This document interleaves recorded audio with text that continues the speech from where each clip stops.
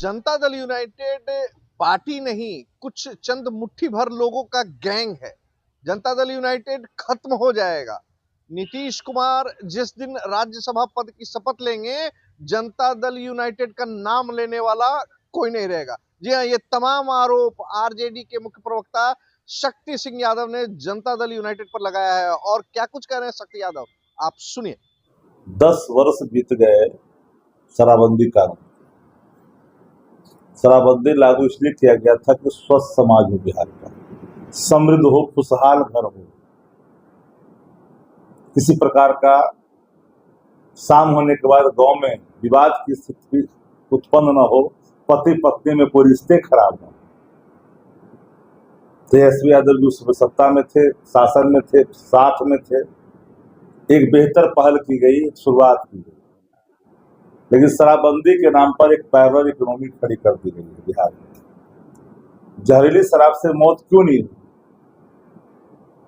आप लोग आज खबर पर जोर दे रहे हैं, इसके पहले भी आपकी रोशनी गई है। नवादा हो, मोतिहारी हो, गोपालगंज हो, सिवान हो, समस्तीपुर हो, इन इलाकों में जहरीली शराब से मौत हुई है और आपकी रोशनी भी गई है। लगभग 40 से 50 हजार करोड़ का ये खेल है शराबबंदी कानून के नाम पर, और ये सीधे पैसा जाता है जेब में।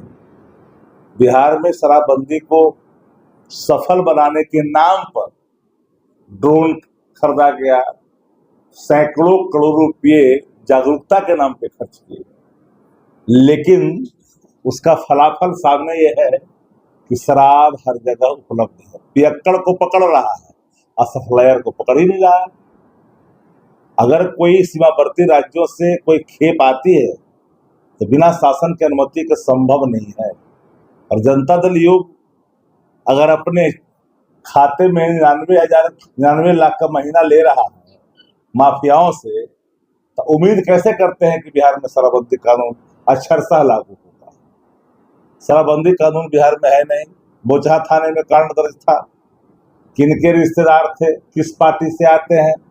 मुख्यमंत्री नीतीश कुमार जी के अन्य मार्ग में जो सप्लायर, जो शराब का बड़ा माफिया फोटो खिंचाया था, तो नीतीश जी पर हम नहीं भूलते।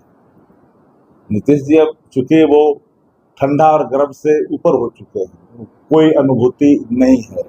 हम बेहद उनका प्रेम और आदर करते हैं। मुझे ये सौभाग्य प्राप्त है कि वो विधायक भी रहे हैं और एक सांसद भी रहे हैं। मैं विधायक और सांसद दोनों रूप में हमारे इलाके के लोगों ने उनको वोट दिया और सांसद और विधायक भी चुना। लेकिन मुख्यमंत्री जी की जो वर्तमान स्थिति है वो नरक में ठेला ठेली के बराबर है। एक कहावत है कि नरकों में ठेला ठेली, वो नरक में ठेला ठेली हो रहा है। याद रखनी चाहिए, प्रकृति अपने सभी चीजों का एक एक करके बिंदुवार तरीके से तथ्यात्मक रिजल्ट देती है, और वो तथ्यात्मक रिजल्ट सामने है। कोई अगर समझता है कि हम अहंकार के वशीभूत होकर करके जो चाहे वो करे, तो उसका परिणाम खराब होता है। शराबबंदी कानून को नाम पर जो उगाही है, एक पार्टी कैसे दोषी हो सकता है? भारतीय जनता पार्टी भी है, मांझी जी भी है, चिराग पासवान भी है, और उपेंद्र कुशवाहा को छोड़ दीजिएगा। ये सब लोग एक ही थाली के चट्टे बट्टे हैं ना, जिसका कोई अपना वजूद है। ये सब तो बैतरनी पार कर गया है पूछ पकड़ करके भाजपा का, वरना अपना क्या वजूद है? दूसरे के पूछ पकड़ करके अगर कोई पार कर गया तो तैराक थोड़ी हो जाता है। इनके अपने राजनीतिक हैसियत कुछ नहीं है।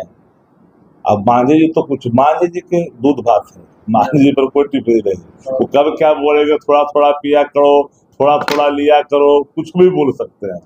और फिर जेल में वही लोग हैं जो लाचार बेबस कमजोर तबके के लोग हैं, चाहे किसी जाति का हो, जो हैंड टू माउथ है, दिहाड़ी मजदूरी करता है, थक के आता है, कहीं मिल गया उस पर मिलता है, था ना लेता है।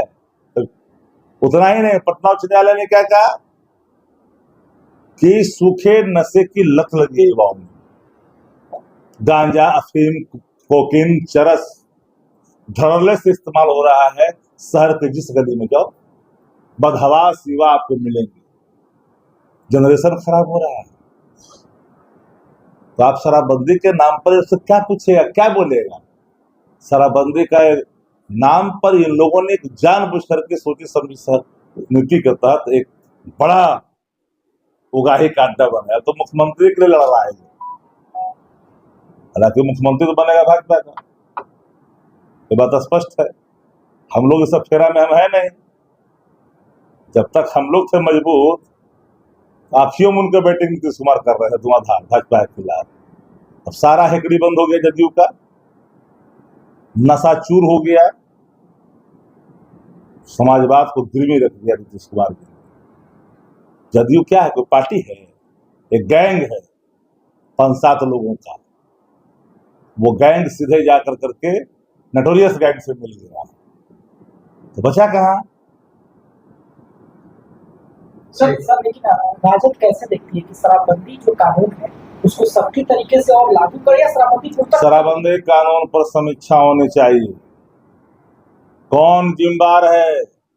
राज्य के खजाने से शराबबंदी कानून के नाम पर अगर आपने सैकड़ों करोड़ रुपया खर्च किया है जागरूकता के नाम पर, तो नैतिक जिम्मेदारी किसकी है? उसकी समीक्षा होनी चाहिए।